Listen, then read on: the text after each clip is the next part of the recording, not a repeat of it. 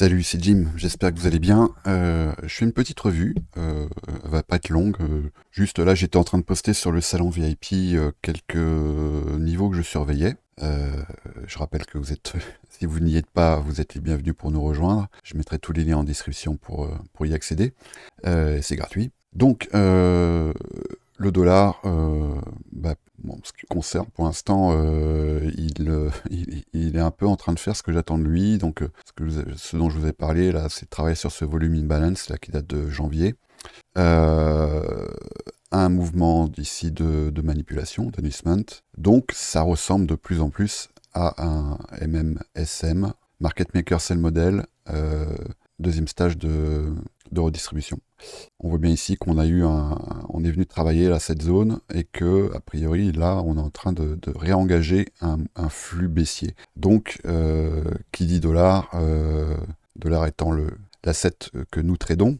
Faut pas oublier contre quoi on trade nos cryptos, notre gold ou nos stocks, c'est contre du dollar. Donc évidemment il faut regarder le dollar. Ça veut dire quoi? Ça veut dire que moi, je vais surveiller ici, non, pas XRP, pas actuellement en tout cas.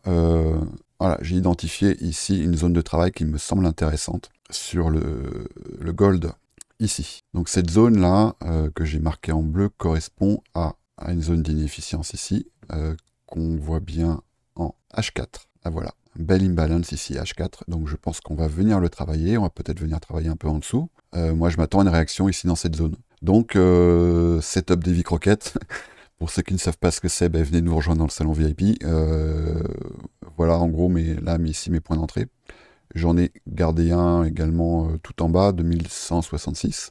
Je suis sur le CFD1, donc si vous tradez les futurs, vous aurez des niveaux un peu différents, mais en gros, voilà le principe. Donc, si ça vient travailler en dessous, et si ça y reste, et si je vois que ça commence à structurer, je sortirai évidemment ici. J'ai engagé 0,25% de mon capital, sachant que moi, je m'autorise éventuellement un drawdown qui pourrait aller jusqu'à 0,5 voire 0,6%. Donc ça pourrait éventuellement venir travailler un peu là. Et après, vous le savez.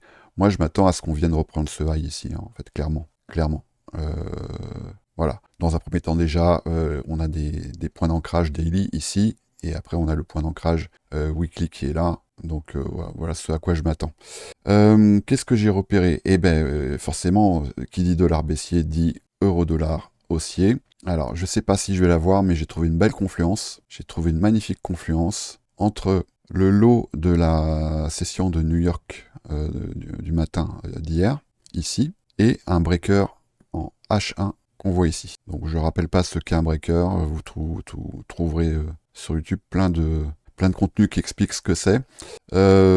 Ici, on a une petite réaction là haussière. Je pense que l'euro est coutumier de ça. Il va venir retaguer ici le prix de minuit. Et je m'attends durant la London à ce qu'il vienne travailler ici cette zone. Il ne faudrait pas que ça prenne trop de temps. Mais moi, je m'attends ici, là, je pense que ça, c'est un mouvement d'inducement. Vous voir ici, voilà, en M5.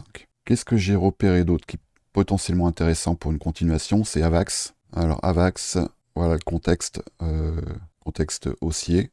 On a eu une belle jambe haussière. Voilà. Et là, on vient retravailler une inefficience ici. Donc, un imbalance qu'on peut identifier là déjà en H1 et qu'on peut voir de façon un peu plus précise en M5. Il se trouve que là, on a une petite réaction. Je ne serais pas étonné qu'ils viennent retaguer ces niveaux-là à 54,50. Mais en tout cas, ici, on a, en admettant que vous soyez sur un Davy Croquette, là, vous avez une première cartouche éventuelle, avec un risque, une zone de travail qui pourrait éventuellement aller jusqu'ici. Donc ça, c'est...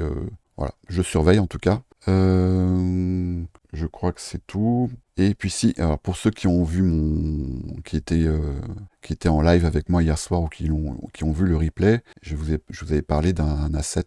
Alors c'est un meme coin qui est assez neuf, qui a pas beaucoup d'historique, mais je pense qu'il va se passer quelque chose. Alors je vais nettoyer un petit peu ça. Et j'avais identifié hier, on me demandait c'était quoi mes pépites, et là, il était ici, à Rambé. C'est sur la blockchain Solana, mais vous le trouvez sur MEXC. Sinon, sur la blockchain Solana, il y a les liquidités, il se traite sans problème. On était ici, je vous avais dit, bon, j'avais pas vu. Hein. Moi, quand je suis rentré, j'étais rentré d'abord ici, après j'ai pris des profits là, j'étais re-rentré là, j'avais pris des profits ici.